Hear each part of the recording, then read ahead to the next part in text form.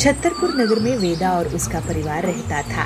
वेदा की परीक्षा खत्म होते ही छुट्टी के लिए नानी के घर जाने की तैयारी चली। वेदा की माँ सारी तैयारियां करते हुए कहती है, अरे वेदा, अच्छे अच्छे कपड़े पहन लेना और अच्छे कपड़े पैक भी कर लेना, नानी के घर जाना है ना। और वेदा के पापा वेदा को बुला के कहते हैं, वेदा, जो खिलौने चाहिए उसे भी पैक कर लो, नानी के घर में खिलौने नहीं मिलेंगे, फिर वहाँ तुम बोर हो जाओगी तो क्या करोगी।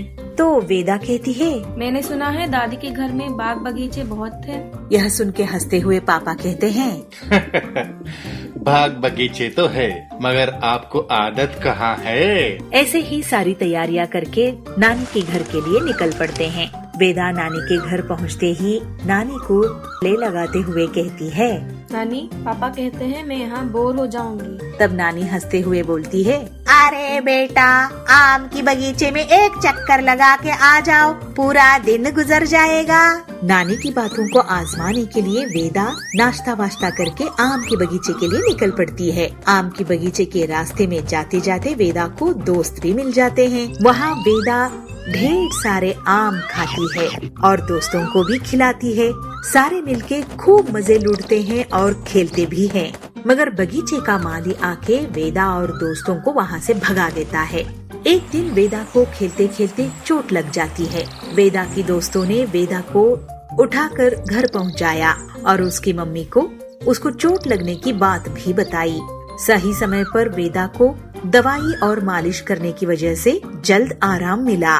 माँ, यह सारे मेरे दोस्त हैं। हम सब बहुत आम खाए और बगीचे में खूब खेले, मगर माली ने हमें भगा दिया। माँ, यह सुन के वेदा की माँ को बहुत बुरा लगा। वेदा की माँ ने उन सारे दोस्तों को धन्यवाद किया और उन्हें ढेर सारे आम भी खिलाए और माली को बुलावा गया। माली वेदा के घर पहुँचता है और हाथ जोड़ के खड़ा हो जाता है। अरे माली काका, ये सब हमारे बच्चे हैं, आपने इन्हें डांटा क्यों और बगीचे से भगाया क्यों?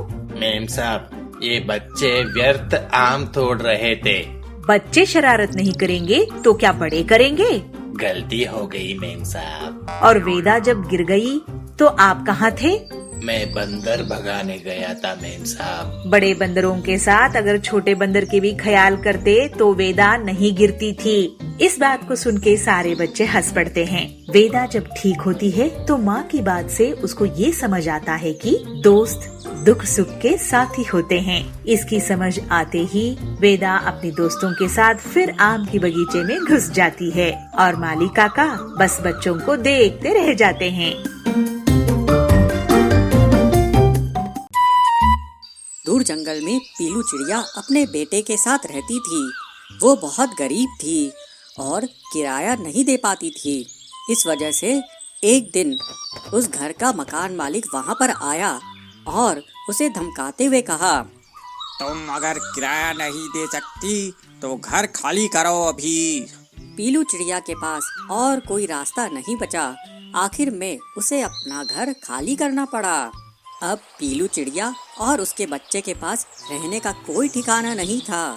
फिर पीलू चिड़िया ने एक पेड़ पर अपना घोंसला बनाया और अपने बच्चे के साथ वहाँ रहने लगी।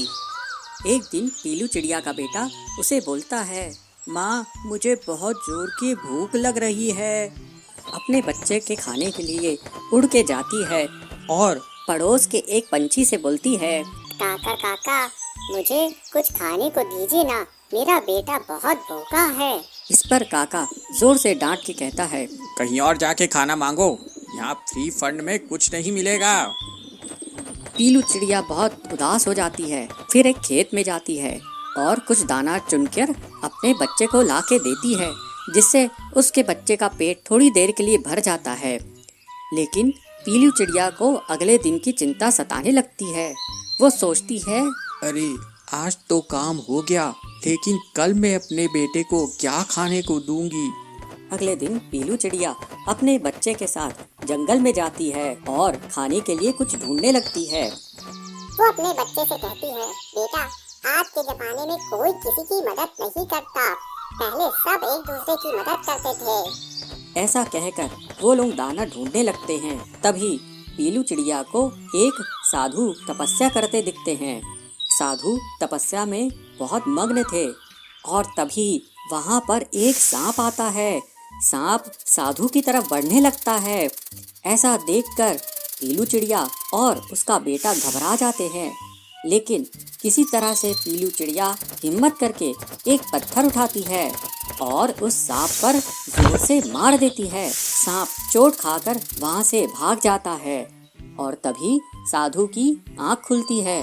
साधु पीलू चिड़िया और उसके बच्चे को देखते हैं और पीलू चिड़िया से कहते हैं, बेटी, तूने आज मेरी जान बचाई है। आज के इस घोर कलयुग में कोई किसी की मदद नहीं करता। बोल, तुझे क्या चाहिए? पीलू चिड़िया साधु से कहती है, महात्मा जी, मैं बहुत गरीब हूँ। मेरे पास कोई घर नहीं है, ना ही खाने के लिए कुछ है। ऐसा सुनकर साधु महात्मा कहते हैं, बेटा, मैं तुझे ये जादुई मिट्टी दे रहा हूँ और ये जादुई बीज दे रहा हूँ। इस मिट्टी से तू अपना घर बना ले और इन बीजों से फल उगा जो तेरे जीवन यापन में मदद करेंगे। फिर पीलू चिड़िया उस जादुई मिट्टी से अपना एक बहुत सुंदर घर बनाती है और जल्द ही उसके बोए हुए बीजों से बहुत सारे फल उगाते हैं। पीलू चिड़िया उन फलों को अपने बच्चों को खिलाती है, खुद भी खाती है, जिससे वो लोग तंदुरुस्त हो जाते हैं। और पीलू चिड़िया उन फलों को बेचने लगती है, जिससे उनके घर में पैसे आने लगते हैं। लेकिन एक बार उनके घर के पास से वही सांप निकलता है जिसे पीलू चिड़िया ने पत्थर मारा था। तूने मुझे पत्थर मारा था, मैं तुझे नहीं छोड़ूंगा। ये सुनकर वो डर के मारे कांपने लगते हैं। पीलू चिड़िया सांप से हाथ जोड़कर कहती है, सांप जी, आप साधु को डसने वाले थे। मैं उनकी जान बचाने के लिए आप पर पत्थर फेंकी। आप मुझे बख्श दीजिए। मेरे बच्चे का क्या होगा अगर आप मुझे मार देंगे तो? लेकिन सांप उसकी एक भी नहीं सुनता और वो अपनी जीभ लपलपाते हुए आगे बढ़ता है। पीलू चिड़िया और उसका बेटा आंख बंद करके साधु को याद करने लगते हैं और प्रार्थना करते हैं कि जल्द ही साधु आकर उनकी जान बचाए।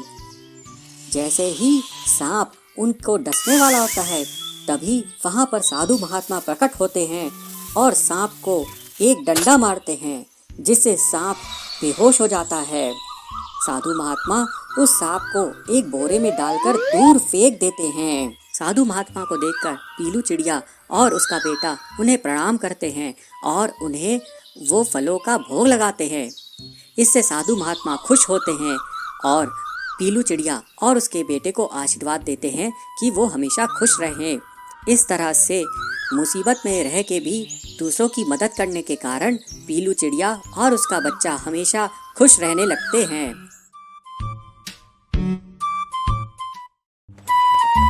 राजकुमार सिद्धार्थ गौतम बुद्ध बनने के बाद लोक संचार के लिए निकल पड़ते हैं और जगह जगह घूमकर लोगों को उपदेश दिया करते हैं और अच्छे विचारों को बांटा करते थे। वे लोगों के जीवन के दुखों को दूर किया करते थे और उनकी बातों को सुनकर लोग बहुत खुश भी हो जाया करते थे। इसलिए लोग उन्हें बहुत पसंद भी करते थे। लेकिन कुछ ऐसे भी लोग थे जो गौतम बुद्ध से ईर्ष्या करते थे। एक बार गौतम बुद्ध अपने शिष्यों के साथ भ्रमण कर रहे थे कि तभी एक व्यक्ति उनके पास आया और उन्हें उल्टा सीधा गालियां देने लगा और उन्हें ढोंगी बताया। यह सब सुन लेने के बाद भी महात्मा बुद्ध ने कोई प्रतिक्रिया नहीं दी। वे शांत रहे और चुपचाप अपने उपदेश पे जुट गए।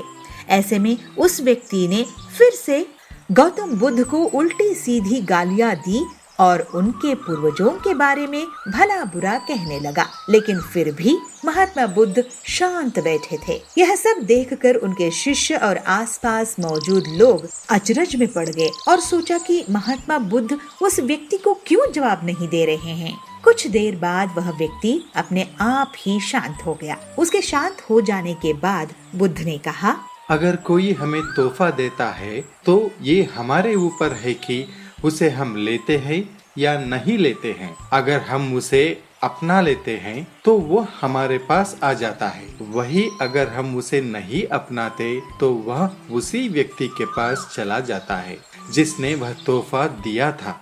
उसी प्रकार इस व्यक्ति द्वारा दिया गया अपशब्द स्वीकार करना या ना करना मेरे ऊपर है।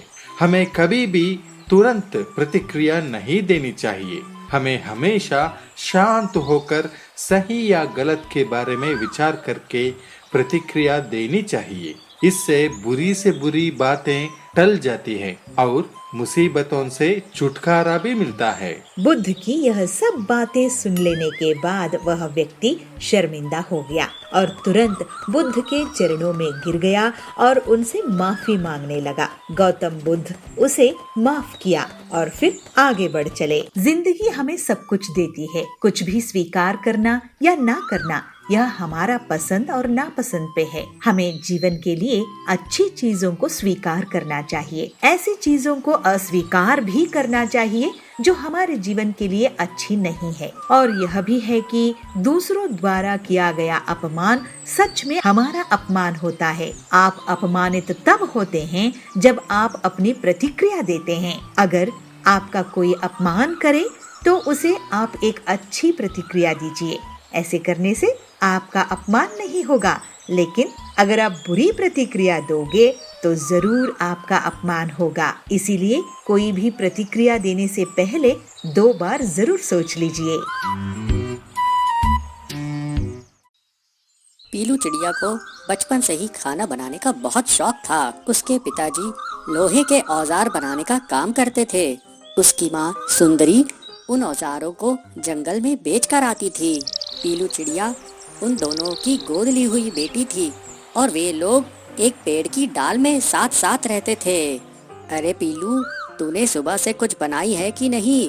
भूख से पेट जोर जोर से दुख रहा है। हाँ माँ, मैंने ये देखिए आज एक नई डिश बनाई है। अरे ये चावल में क्या डाल दी है तूने? ये बिरयानी है माँ, मैंने आज ही सीखी हूँ। एक बार टेस्ट करके तो देखिए। अरे पीलू बिटिया, तू खाने के अलावा कुछ और काम में भी ध्यान दिया कर। जब देखो कुछ न कुछ खाने का बनाती ही रहती है। 1-2 साल बाद तेरी शादी भी तो करनी है। कुछ घर के काम भी तो सीख ले। ओहो, अरे तू तो शर्मा गई। अच्छा चल, जा बाहर जा और भट्टी गरम कर, लोहा पीटना है। पीलू बहुत गुणवान बच्ची है, हमें उस पर गर्व है। वो कुछ न कुछ नया पकवान हमेशा बनाने की कोशिश करती है। लेकिन हम लोग इतने रईस नहीं हैं। अगर रोज रोज इतनी महंगी खाने की चीजें बनेंगी तो पैसे कैसे बचेंगे?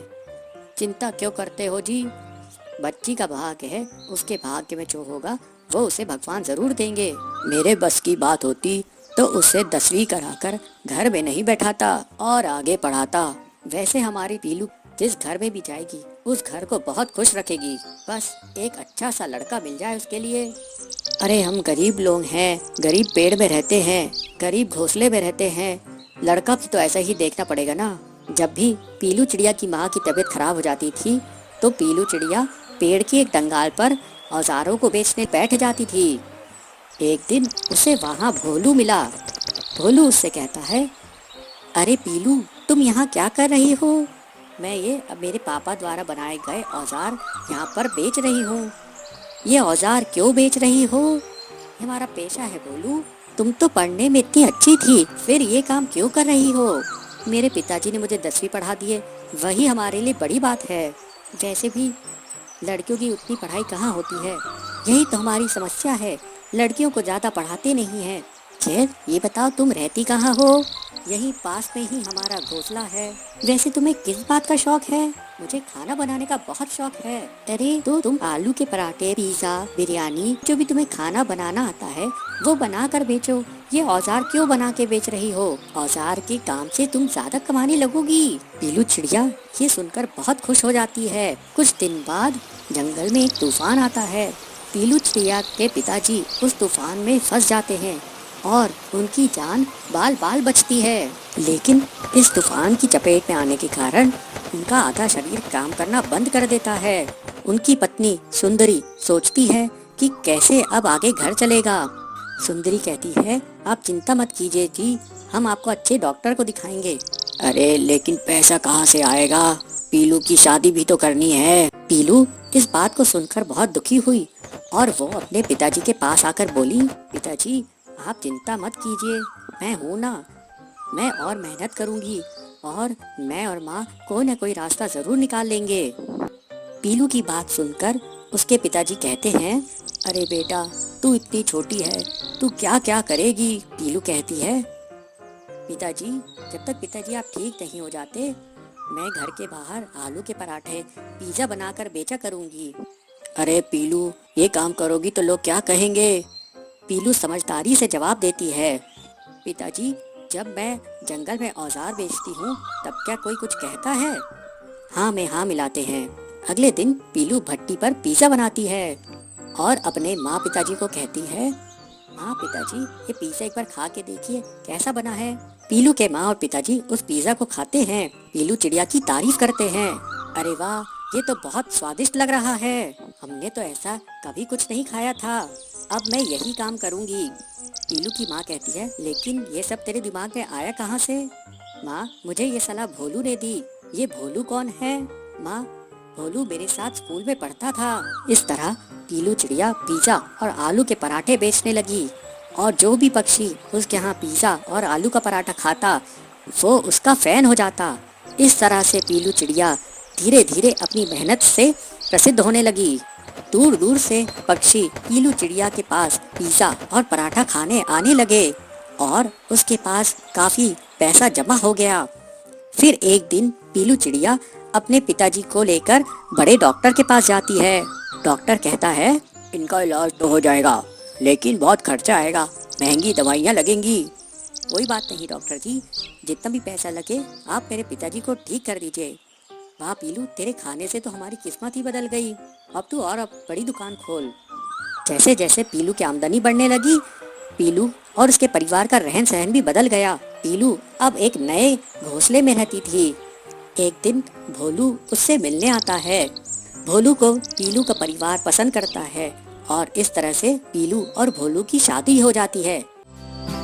मल्हार नगर में डोलू मोलू दो भाई थे। दोनों खूब खेलते, पढ़ाई करते और कभी कभी खूब लड़ाई भी करते थे। एक दिन दोनों अपने घर में पीछे खेल रहे थे। मुझे वो बैट दो, मैं पहले बैटिंग करूँगा। मैं क्यों दूं? मैंने टॉस जीता है। दोनों में अनबन शुरू हो गई, मगर क्रिकेट तो खेलना था दोनों को। तभी वहाँ पे उसके दादाजी आते हैं। क्यों झगड़ रहे हो बच्चे? देखो ना दादाजी, मैंने टॉस जीता है, मुझे बैटिंग करने नहीं दे रहा है। अरे बोलू, टॉस अगर उसने जीता है तो उसको देना चाहिए ना। तो मोलू कहता है, टॉस जीता तो क्या हुआ, आने से पहले हम दोनों में बात हुई थी कि मैं पहले बैटिंग करूंगा। ऐसे इन दोनों की झगड़ा देखते हुए दादाजी को कुछ समझ में नहीं आता है। तो दादाजी सोचते हैं, इन दोनों को खेलना तो है, मगर खेलने से पहले झगड़ा खत्म करना है। तो दोनों बच्चों को सामने बुलाते हैं और बिठाते हैं। बिठा के उनको समझाते हैं कि दूसरों की भलाई या तो खुशी में अपनी खुशी छुपी होती है। दादाजी के बात मानते हुए मोलू ने डोलू को बैटिंग करने के लिए दिया। जब वो दोनों खेल रहे थे, वहाँ एक कमरे में बिल्ली के दो छोटे छोटे बच्चे थे। उनकी रोने की आवाज सुनाई दी। ये दोनों वहाँ पे जाकर झांक के देखते हैं, बिल्ली की माँ कहीं गई हुई थी। दोनों बच्चे अकेले थे। डोलू मोलू को पहले समझ में तो नहीं आया कि बच्चे क्यों रो रहे हैं। तो डोलू कहता है, लगता है इनकी माँ इन्हें छोड़ के चली गई है। अरे शायद उसकी माँ खाना ढूंढने गई होगी। ऐसे दोनों में चर्चा शुरू हुई, मगर बिल्लियों ने जोर जोर से चिल्लाना बंद नहीं किया। तब दोनों ने तय किया है कि उनको भूख लगी है, इसीलिए वो चिल्ला रहे हैं। तब उनको दादाजी की बात याद आती है। दादाजी ने समझाया था कि दूसरों की भलाई में हमें खुशी मिलती है। तो दोनों दौड़ के दादाजी के पास जाते हैं और कहते हैं, दादाजी दादाजी, बिल्ली के बच्चों को बहुत भूख लगी है। आप चलिए ना, देखिए ना, हमें समझ में नहीं आ रहा है क्या करें। दादाजी को इनकी बातों का जरा सा भी अंदाजा नहीं था, तो समझ में भी नहीं आया। तो दादाजी इन दोनों के साथ चलते हैं कि बिल्ली के बच्चे कहाँ हैं देखने के लिए। दादाजी ने देखा कि दोनों बिल्ली के बच्चे भूखे थे। दादाजी ने उन दोनों बिल्ली के बच्चों को खाना खिलाया और अरे डोलू मोलू, जाओ और एक एक कटोरी दूध लेके आओ। जब डोलू मोलू ने 2 कटोरी भर के दूध लाया तो बिल्ली की बच्चों के सामने वो दूध रखे उनको दूध पिलाया। तब जाके बिल्ली की बच्चे की भूख शांत हुई और दोनों बच्चे चिल्लाना चीखना बंद कर दिए। उनकी चीख बंद होने से डोलू मोलू बहुत खुश हुए और दादाजी ने डोलू मोलू को शाबाशी दी। शाबाश डोलू मोलू, आप दोनों ने दूसरों के भूख समझे और दोनों बिल्ली के बच्चों को खाना भी खिलाया और दूध भी पिलाया। तो क्या हम इनके साथ खेल सकते हैं दादाजी? दादाजी मन में ही मुस्कुराते हुए हाँ, क्यों नहीं, अब ये भी तुम्हारे दोस्त हैं। तो डोलू मोलू 2 के साथ 2 दोस्त मिल गए। इस बात को समझते हुए बहुत खुश हुए और बिल्ली की बच्चों के साथ खेलते कूदते अपने दिन बिताए।